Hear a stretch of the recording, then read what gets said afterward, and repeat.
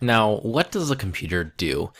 To summarize it does so many things. However, let me kind of tell you some of the things that it does and some of the most common things people use it for. So first one, it allows you to gain knowledge faster than ever before.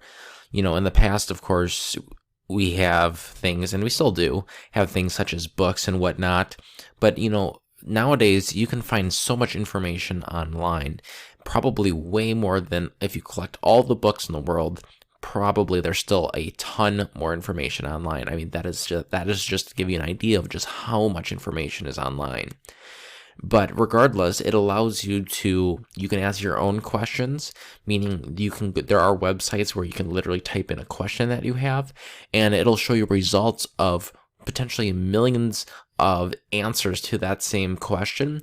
And typically the most popular answers, or maybe the best answers, are going to come to the top, and best defined as the most people essentially what's called clicking on that result.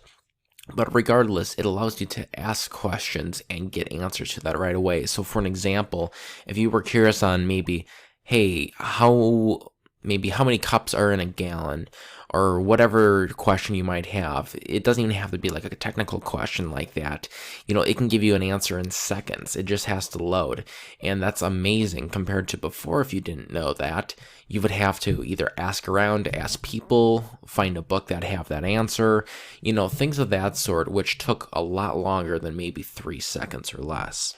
So with that said, it's really an outstanding way to save a ton of time and get that instant information. And really from that, you're just reading other people's wisdom at the end of the day. And from that, you can actually learn so much faster than ever before. Now, what's something that's super unique as well is, you don't have to do this, but you can even create your own content that can be seen and heard around the world.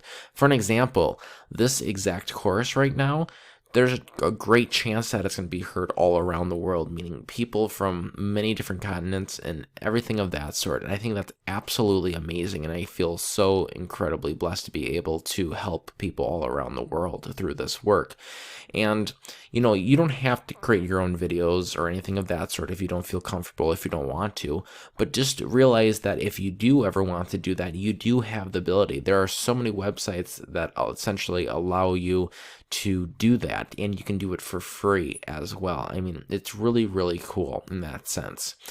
And on top of that too, what I know is really popular with people as well is it allows you to connect with other people easier than ever before. Do you have any friends from perhaps school or your childhood or something of that sort that you would love to reconnect, but maybe they live in a different part of the world that, maybe it's not in the same area where you live? Well, the internet gives you the ability to be able to connect with them, even if they're not close physically to you. That includes friends and family, but then also too, what's interesting with the internet is, of course, you're able to connect, meaning talk to other people that even include strangers, which is a good and bad thing, really depending on, the situation. So it depending on essentially, what your goal is as far as, how you want to use your computer. That kind of varies on whether you'll be talking to other people that you don't know.